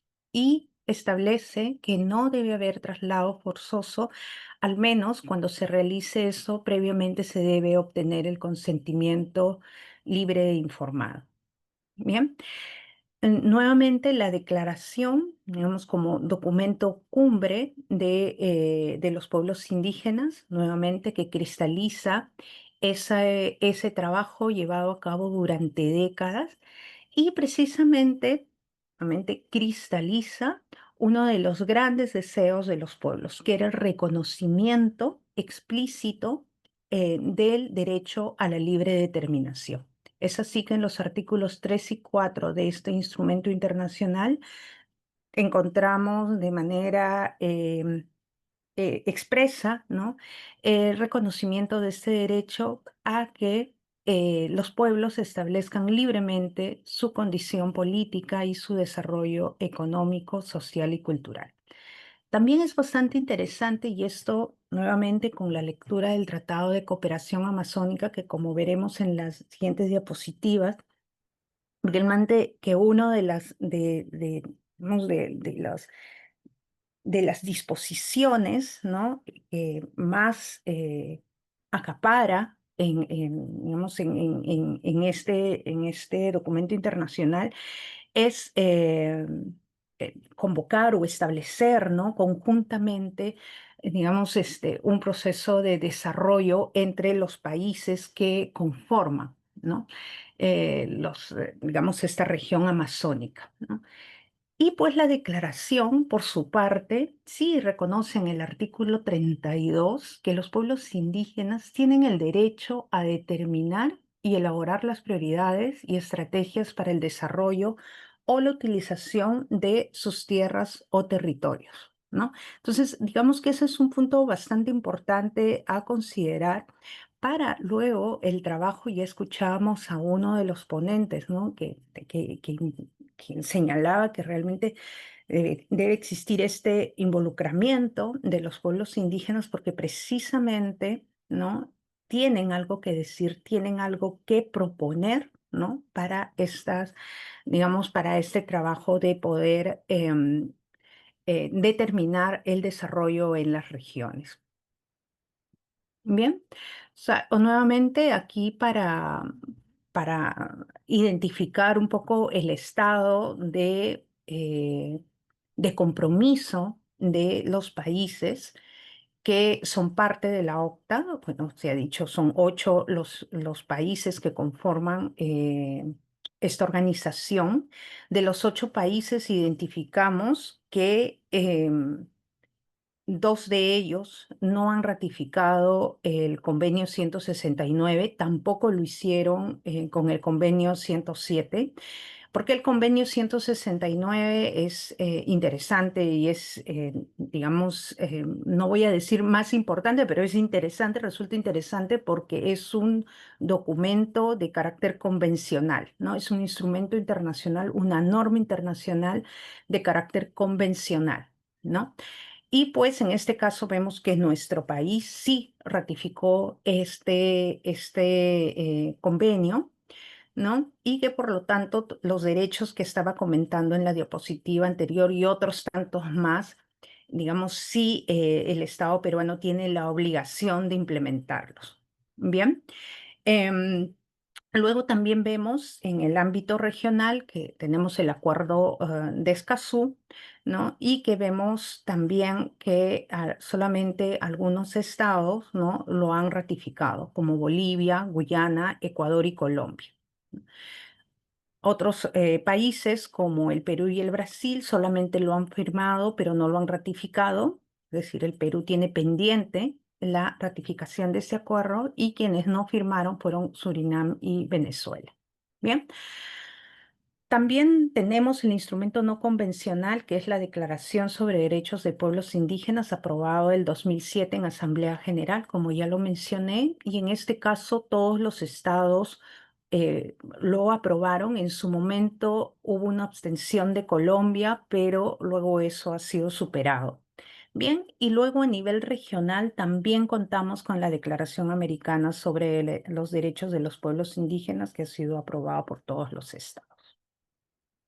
También quiero señalar, y es algo que se ha indicado por los ponentes, y obviamente también es una parte, se identifica como un desafío, digamos, para la realización, implementación de los derechos de pueblos indígenas. Esto es que los estados que conforman la OCTA tienen diversos niveles de compromiso internacional, no solamente, digamos, a través de la declaración, ¿no?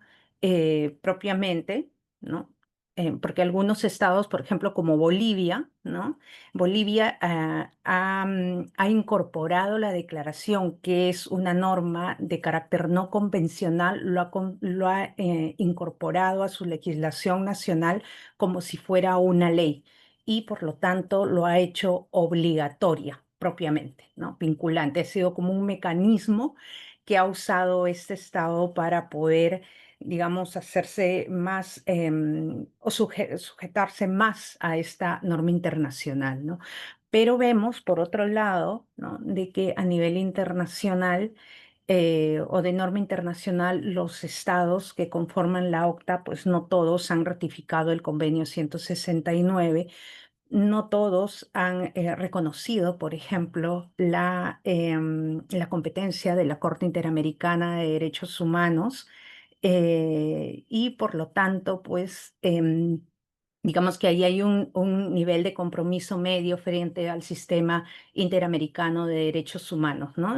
lo que resulta muy interesante dentro del desarrollo de los derechos de pueblos indígenas, porque efectivamente la Corte es un espacio en el que hay un desarrollo fundamental y único a nivel mundial de estos derechos. Asimismo, también podemos revisar la diferencia en las constituciones, ¿no? De estos países. Tenemos constituciones como la ecuatoriana o la boliviana, que en efecto reconocen, digamos, hacen un reconocimiento mucho más rico de los derechos colectivos de los pueblos indígenas, ¿no? La mayoría de constituciones, como ustedes saben, en la década de los 90 se reformaron incorporando una visión multicultural, pluricultural, pero entre ellas destacan, ¿no?, las constituciones de Ecuador y Bolivia, precisamente por una visión que se orienta, ¿no? O se orientaba, al menos ese era el espíritu en la primera década del 2000, a una refundación, ¿no?, de sus estados-nación, ¿no? Entonces, y estas constituciones, principalmente la de Ecuador, incluso, ¿no?, llega a reconocer los derechos de la madre tierra. Entonces, ahí nuevamente esta diversidad en digamos, en el compromiso, no solamente ya internacional, regional, sino además en los compromisos que se generan a nivel constitucional en una esfera nacional, ¿no? Entonces, solamente llamar a la atención al respecto. Yo he identificado varios artículos. De hecho, el tema de desarrollo es un asunto transversal en el Tratado de Cooperación Amazónica, lo cual a mí bueno, era inevitable vincularlo con el asunto del reconocimiento del derecho a la libre determinación, que como les había señalado, la Declaración de las Naciones Unidas sobre Derechos de Pueblos Indígenas del 2007 hace un reconocimiento totalmente explícito del mismo, ¿no? Y pues digamos que es un momento fundamental para los pueblos indígenas, es un logro fundamental, ¿no? Este reconocimiento, aunque estemos hablando de un instrumento no vinculante, ¿no? Podemos discutir en otro momento, tal vez, digamos, este tema de no vinculante, pero la declaración ha servido, digamos, tanto para la Corte Interamericana como para cortes nacionales, ¿no? Ha servido para poder sustentar sus interpretaciones y, ¿no? Digamos, hacer un reconocimiento mucho más fuerte y claro, ¿no?, sobre las posibilidades de estos pueblos indígenas para poder determinar sus propios formas de vida o modelos de desarrollo, ¿no? Em, pues, ¿y de qué estamos hablando cuando hablamos del derecho a la libre determinación? Erika Daes, quien era relatora del grupo de trabajo de las Naciones Unidas sobre poblaciones indígenas, ¿no? Señalaba que ese derecho debe interpretarse normalmente como el derecho de los pueblos a negociar libremente su estatus político y representación en los estados en los que viven, ¿no? Este proceso podría describirse mejor como una especie de construcción nacional tardía a través de la cual los pueblos pueden unirse con todos los otros pueblos que conforman el Estado en términos mutuamente acordados y justos, después de muchos años de aislamiento y exclusión. Escuchaba en definitiva la primera presentación que se hablaba de estas injusticias, las injusticias históricas, y precisamente es a través de este derecho que desde el sistema internacional se trata de resolver de alguna manera esta injusticia histórica que ha durado y lamentablemente sigue durando, ¿no? Y es una manera de poder incorporar, de invitar a la mesa, ¿no?, de dialogar, ¿no?, y de tener esa apertura para escuchar también las otras visiones de desarrollo. Se hablaba también de los planes de vida, ¿no? Y es precisamente que a través del ejercicio de ese derecho que permitiría a los pueblos, ¿no?, de presentar estos planes de vida y en conjunción con otros derechos que también se reconocen desde la esfera internacional, precisamente, ¿no?, em, canalizar que estas, digamos, estas propuestas propias de los pueblos, ¿no? Como habitantes ancestrales de esos territorios, puedan ser puestos sobre la mesa, escuchadas, ¿no? Y en algunos casos totalmente, digamos, no solamente escuchados, ¿no? Sino realmente tomados en cuenta. Es por eso que desde el derecho internacional no se habla solamente del derecho a la participación, se habla del derecho a la participación efectiva, ¿no? Entonces, digamos, es un estándar muy, muy claro en el derecho internacional.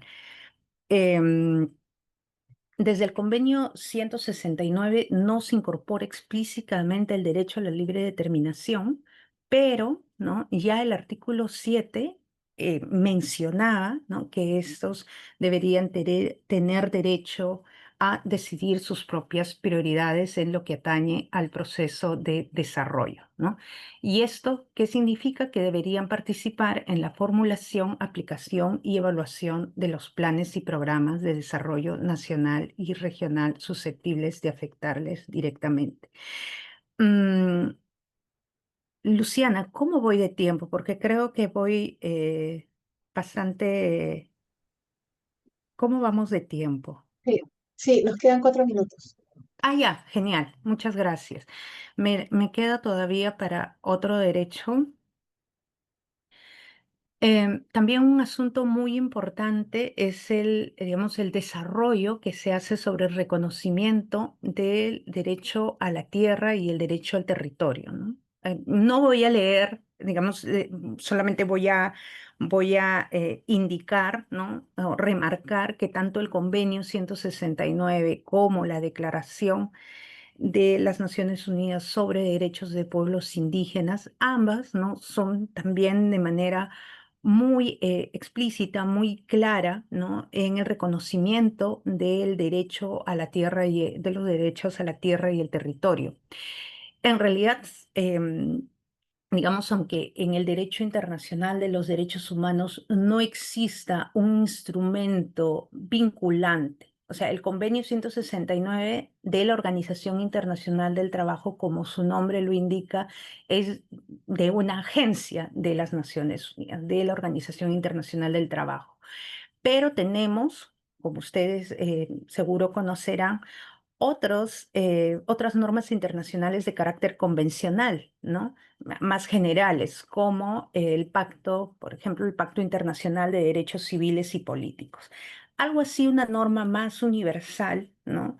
No existe, digamos, para el reconocimiento propio de derechos de pueblos indígenas, ¿no? Sin embargo, los diversos órganos que conforman, digamos, todo el escenario, ¿no? De protección de los derechos humanos se han ido pronunciando con relación a los derechos de pueblos indígenas. ¿Bien?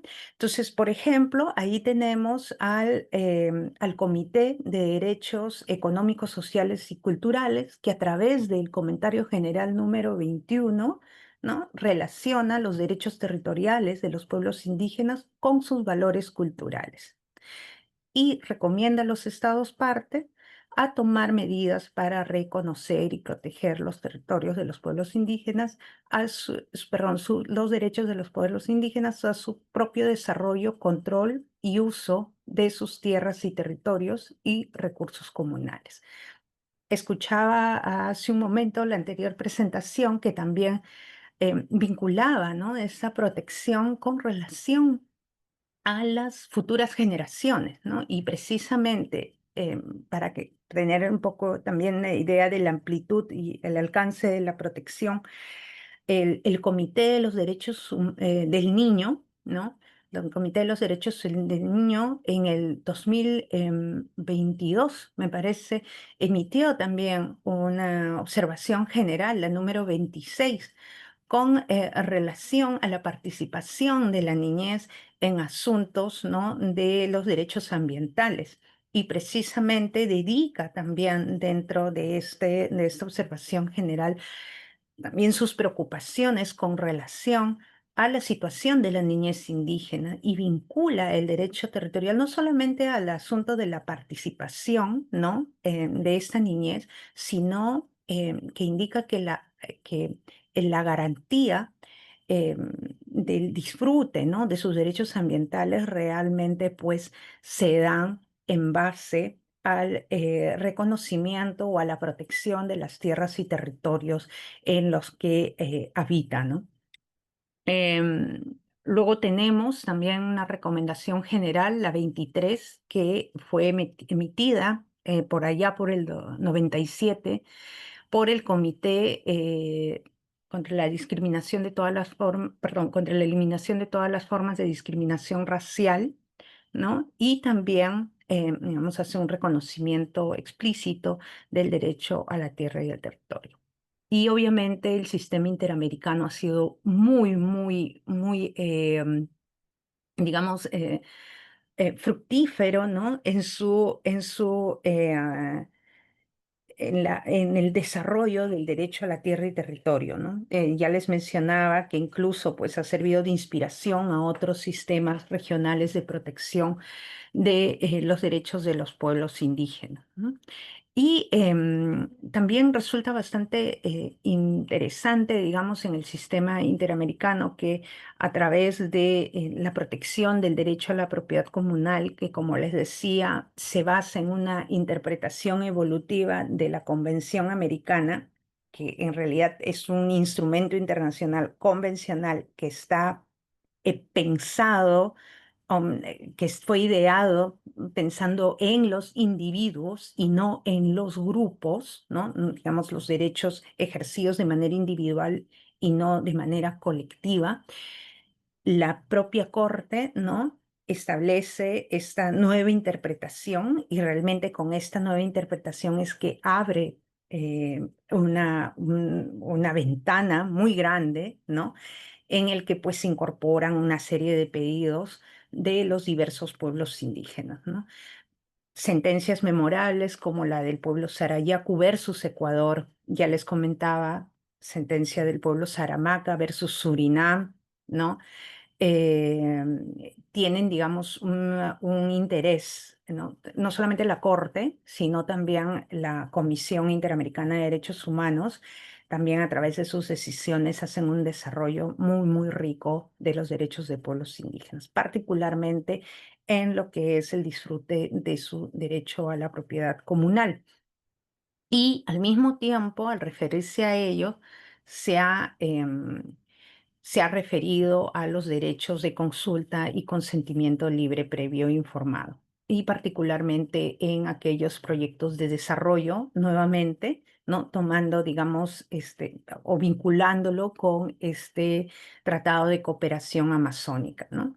Y en definitiva, lo que ha establecido la Corte Interamericana en el caso del pueblo Saramaca es que en primer término, las consultas deben realizarse de buena fe y desde las primeras etapas, no solo cuando se busque, digamos, el consentimiento, ¿no? Sino la idea es tener un involucramiento real, lograr que la comunidad se involucre de manera real con el objetivo de lograr un acuerdo o consentimiento. Nuevamente, llamo la atención que la participación debe ser efectiva.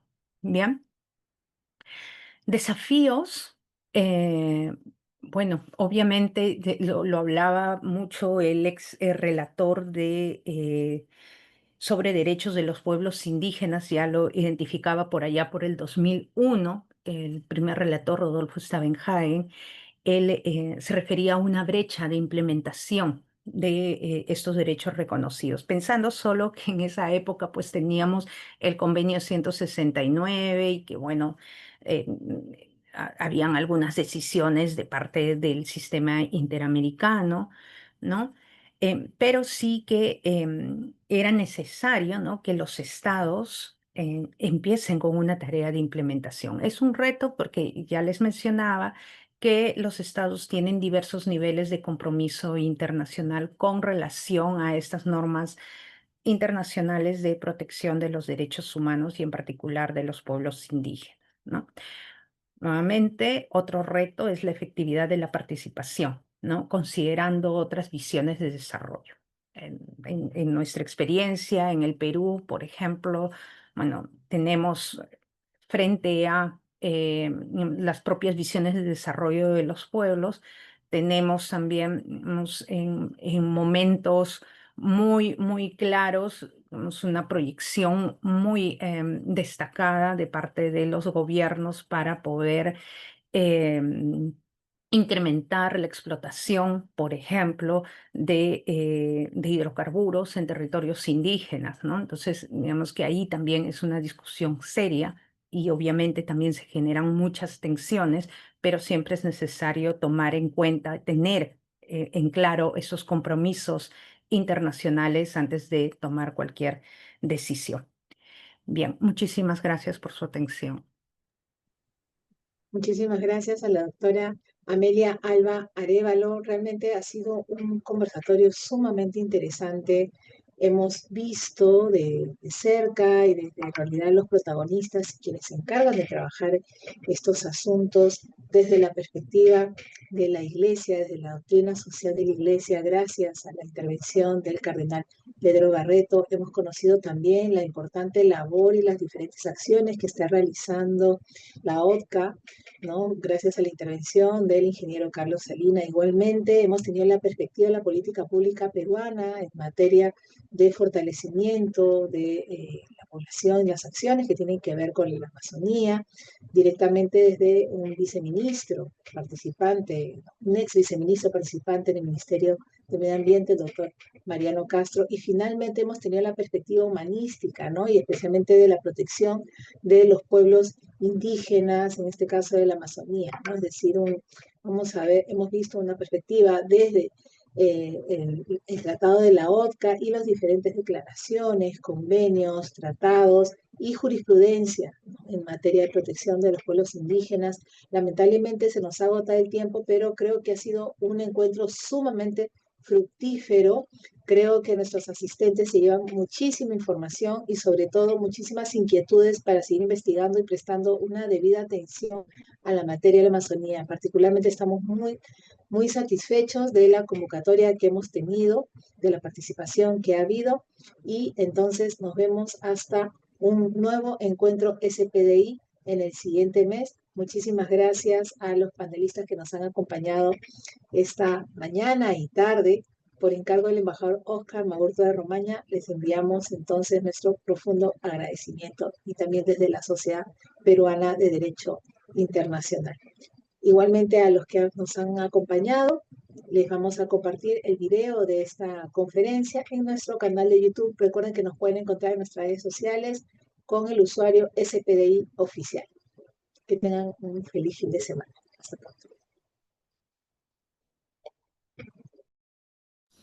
Muchas gracias.